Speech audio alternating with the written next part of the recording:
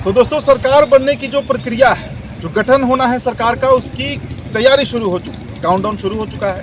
देखिए, इस वक्त हमारी मौजूदगी जो है वो लोक भवन के पास है और आज दिन भर यहाँ जिस तरीके से गतिविधि हुआ है, सुबह से ही पीछे मुख्यमंत्री का आवास है, कैमरामैन साहब दिखा दीजिए। देखिए, बैरिकेटिंग जो वहाँ शुरू हो गया है। अब देखिए किस तरीके से बैरिकेटिंग जो है वो अब वहाँ पर शुरू हो गया है। मतलब कल इसी रास्ते से हमने कई बार देखा है पहले भी कि नीतीश कुमार इसी रास्ते से निकलते हैं और ये गवर्नर हाउस है, ये गेट है जहाँ से गवर्नर हाउस में एंट्री होती है और यहीं पर नीतीश कुमार जो है इसी रास्ते से जाएंगे। हालांकि सुबह तक बैरिकेटिंग जो है वो यहाँ तक हो जाएगा और उसके बाद यहाँ से नीतीश कुमार जो है वो जाएंगे और अपना इस्तीफा सौंपेंगे। कल 11 बजे कैबिनेट की अंतिम बैठक है, मतलब नीतीश कुमार के सरकार की कैबिनेट की अंतिम बैठक है और उसके बाद जब वो बैठक खत्म होगी तो नीतीश कुमार जाएंगे, इस्तीफा सौंपेंगे। ये तो एक प्रक्रिया है, एक सरकार जो है वो डिसॉल्व हो जाएगा।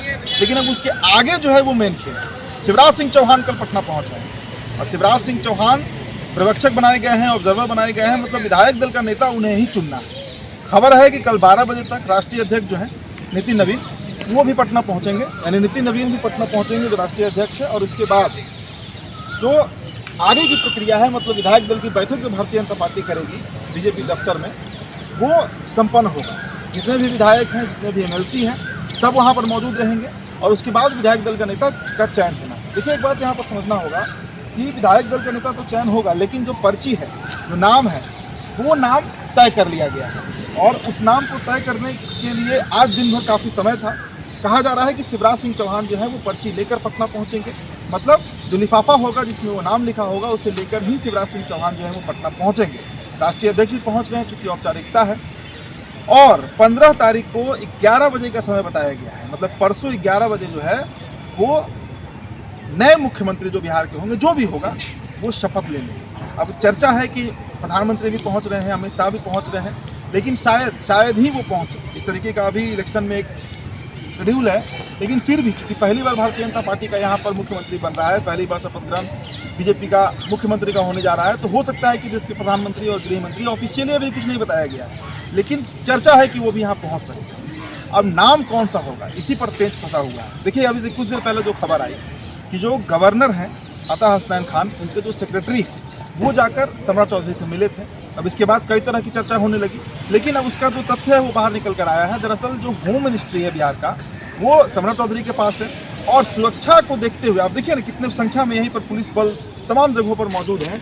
और इसके पीछे का कारण वही बताया जा रहा है कि जो जिलाधिकारी हैं, जो पटना के एसपी हैं, जितने भी पुलिस के बड़े पदाधिकारी हैं, सबके सब पहुँचे थे और सबके सब यहाँ जब पहुँचे तो उसके बाद यहाँ पर सुरक्षा को लेकर जो है, क्योंकि ये तो तय है कि राजभवन में ही शपथ होगा, अब गांधी मैदान का चक्कर नहीं है, क्योंकि यहीं पर बैठक हुई है, यहीं पर तैयारी भी शुरू हो गई है। ये आप मान कर चलिए कि ये जो राजभवन है वहीं पर अगला शपथ जो है बिहार के मुख्यमंत्री का यहीं पर होना है। तो अब देखिए, इंतजार है, लेकिन अब तक जो खबर है वो सम्राट चौधरी को ही फ्रंट रनर के रूप में, यानी बिहार के मुख्यमंत्री के रेस में सबसे पहले स्थान पर सम्राट चौधरी को ही बताया जा रहा है।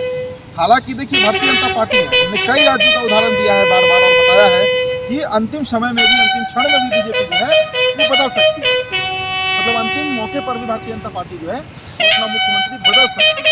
आरएसएस के लोग कुछ और कह रहे हैं, बिहार में तो एक अलग ही चर्चा है, मीडिया पर सम्राट चौधरी का ही नाम बताया जा रहा है, तो थोड़ा धैर्य रखना होगा। लेकिन इतना तय है कि बिहार को अगला मुख्यमंत्री जो है वो कल इस समय शाम तक, या 14 तारीख की शाम तक मिलना लगभग तय है। जब विधायक दल की बैठक खत्म होगी उसके बाद बिहार विधान परिषद का जो कैंपस है विधानसभा का, वहाँ पर एनडीए घटक दलों का बैठक होगा। एनडीए के जितने भी विधायक हैं, बीजेपी के, जेडीयू के, लोजपा रामविलास के, हिंदुस्तानी अवाम मोर्चा है के, सबके सब, और आरएलएम के जितने भी विधायक है, 202 विधायक, वो सबके सब पहुँचेंगे, वहाँ बैठेंगे और फिर अंतिम जो विमर्श होना है वो होगा और उसके बाद जो नाम है डिक्लेयर हो जाएगा, यानी बिहार के अगले मुख्यमंत्री के नाम की घोषणा हो जाएगी।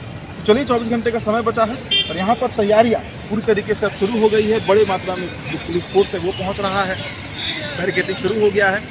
तो हर तरीके से बिहार में अब जो काउंटडाउन है, उल्टी गिनती जो है वो शुरू हो चुकी है। और कहते हैं ना कि यही रात अंतिम, यही रात भारी है। सच में ये रात जो है बड़ी भारी है, बहुत अंतिम है, क्योंकि अगला मुख्यमंत्री बिहार को कल इस समय तक उम्मीद है कि मिल गया रहेगा, उसके नाम की घोषणा हो गई है। फिलहाल दोस्तों, इस रिपोर्ट में इतना ही। मेरा नाम उदित तारण है, तो डाटा पर वीडियो आप देख रहे थे। बहुत बहुत शुक्रिया।